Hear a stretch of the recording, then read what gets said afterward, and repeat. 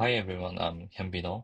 Today I will present PAVAS physics-aware video autology synthesis. The goal of this work is generating sound from a video that not only matches the scene, but also follows the physical dynamics behind it.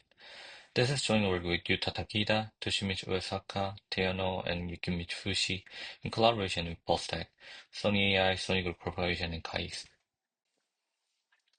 So why do we need sound for video? Let's start with an only silent film.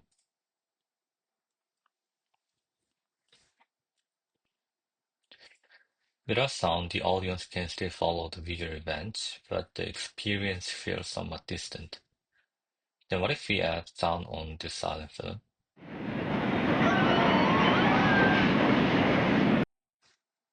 The same scene suddenly becomes much more vivid and real.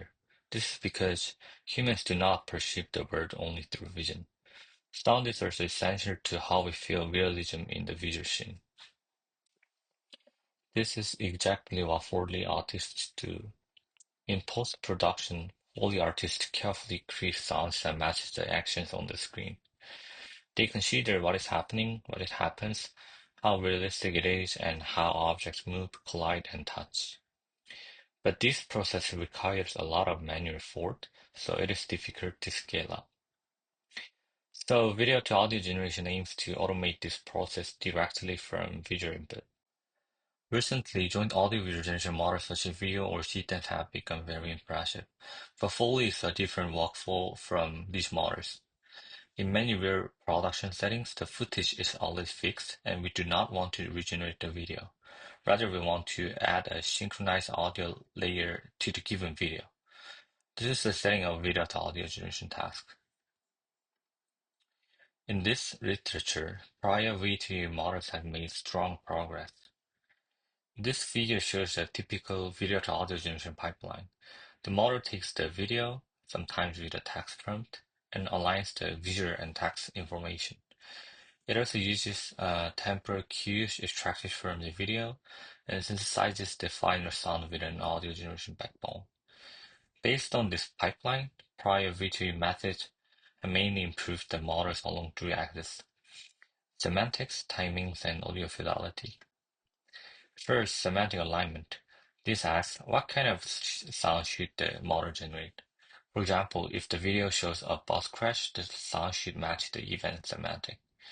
Many prior methods address this by learning shared semantic representation across video, text, and audio. Second, temporal alignment. This asks when should the sound happen. Even if the sound category is correct, the result can feel unnatural if the timing is off.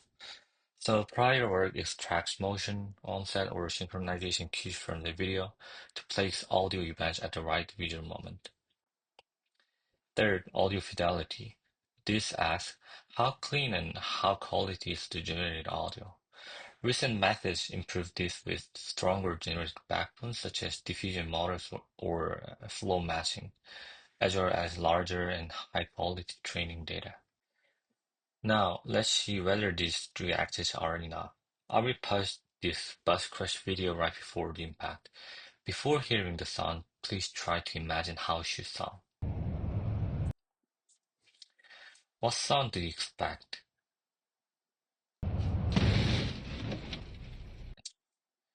You're probably not only thinking this should sound like a bus crash. You may also imagine how heavy the bus is, how fast it is moving, and how strong the impact should be. In other words, humans naturally form physics-informed sound expectation from the video. Now let's hear strong prior V2 models trained on large-scale multimodal data. Does it match our expectation?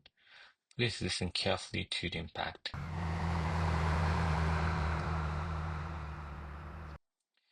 As you can hear, the impact is much weaker than what we expect. In other words, the model may capture the event category, but it fails to capture the physical intensity of the event. This suggests that large-scale multimodal learning does not guarantee physical understanding of visual events. What does it happen? Our hypothesis is that data-driven learning from video and text conditions alone does not explicitly capture the physical factors that determine the sound. The same event category can respond to many possible sounds. For example, a bus crash can produce weak sure, dull heavy, or strong sharp sound, depending on the underlying physical state. But the video and text conditions alone may not fully disambiguate which sound is physically correct, so several models remain plausible under the given conditions.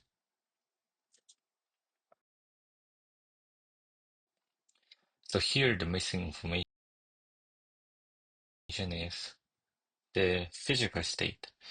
For impact sounds, physical factors such as mass and velocity strongly affect how the sound should change. If we add these physical conditions, the model can favor the audio mode that matches the observed physical dynamics.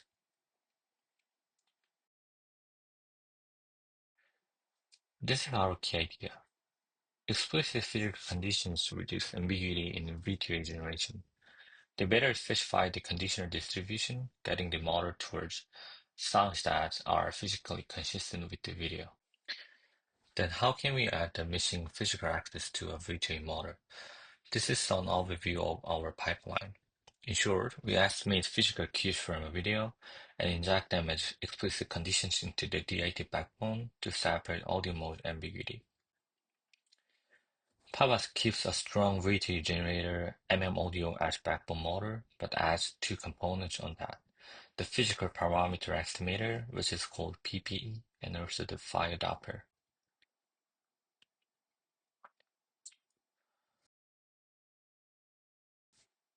The PPE converts video into object-level mass and velocity. It first identifies the moving object in the scene using a vision length model. For object mass, we use the same VLM with a careful prompt to estimate a plausible object mass. For velocity, we get the object masks using grounded SAM and also the 3D point cloud from a dynamic 3D reconstruction model. Then by inverse projecting the object mask onto the 3D scene and clustering the object points, we now have object motion and velocity in metric scale. A following natural question here is whether these estimated values are reliable, and our answer is pretty yes. We evaluate mass estimation performance on the ABO500 dataset, which consists of each object's image and the corresponding mass annotation label. We found that PP achieved the lowest error among the compared mass estimation experts. And we also evaluate velocity estimation performance on STARS-23 dataset, which contains frame-wise metric scale 3D location labels for each object in the video. And we found that our velocity estimation pipeline achieves better performance compared to spatial VLM, the velocity estimation expert model. Note that we do not treat these as perfect measurements, but rather they are reliable physical cues for conditioning audio generation.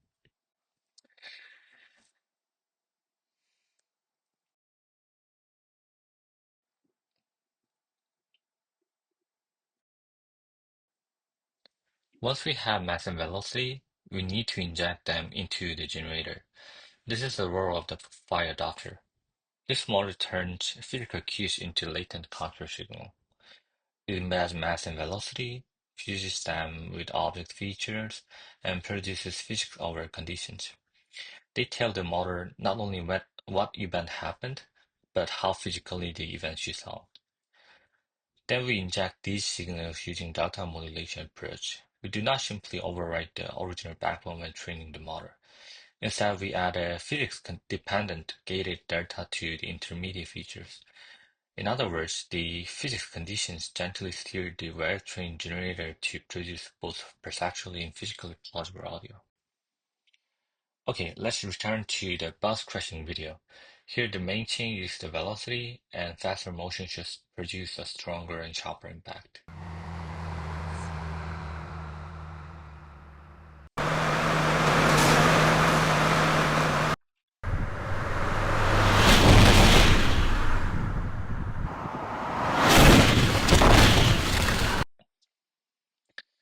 As you can see, PAVAS follows the velocity changes more clearly compared to audio.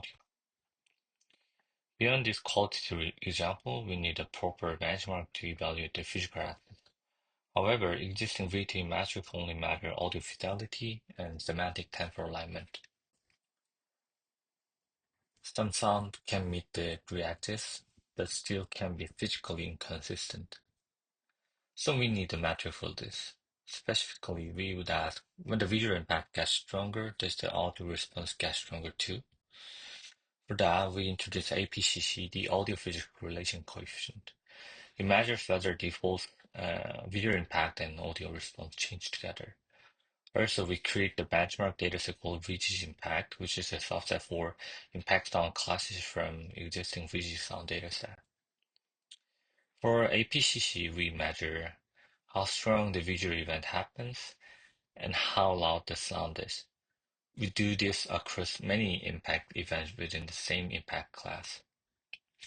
For example, in the same video clip, multiple wood chopping can have different strengths and audio responses. We can measure kinetic energy drop in the video and spectral energy change in the audio at each impact moment like this and this, and put them onto the graph. We can do this for many impact moments. With these points, we can get the reference correlation coefficient using ground truth video and audio from VG impact. This gives us the reference audio-physical relationship. Then we can compute the same correlation for generating audio from an arbitrary V2 model like this and this. If a model captures physics well, its correlation should be close to the reference APCC value. So we report APCC delta, which is the difference from the reference physics relation. Lower APCC delta means that generated audio has audio-physics relationship similar to the real data distribution. Now we evaluate prior V2 models using our APCC delta metric. We observed that the prior models only partially reflect physics consistency, showing high APCC delta. In contrast, PAVAS shows the best APCC delta, which implies the best physics consistency.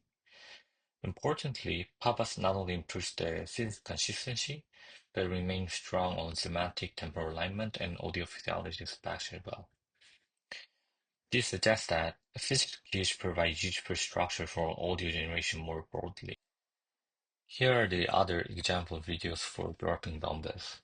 The main change in the video here is math. A heavier object should sound more dull and strong sound when dropping dumbbells. Oh,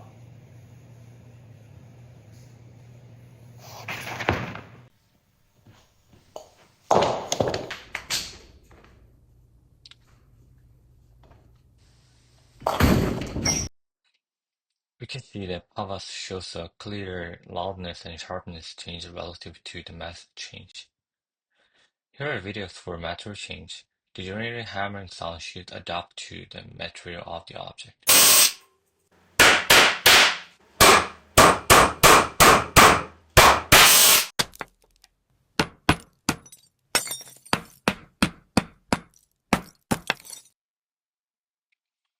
Interestingly, PAVAS also shows better impact sound on the visible material change even without explicit material conditioning. To conclude, physics remains a missing axis in V2 generation. So PAVAS brings physics into V2A. And we found that explicit physical conditioning matters. It moves V2A from visual acoustic co-occurrence learning to sound generating structure. But there are still limitations. First, PPE is reliable, but it can be improved. Better physics estimation could further improve audio generation. Second, the current pipeline is multi-stage and heavy. A more streamlined estimator is an important future direction. Finally, physics is richer than mass and velocity. Future work can include such as material, contact type, or deformation. Yeah, this is end of my presentation. Thank you for listening.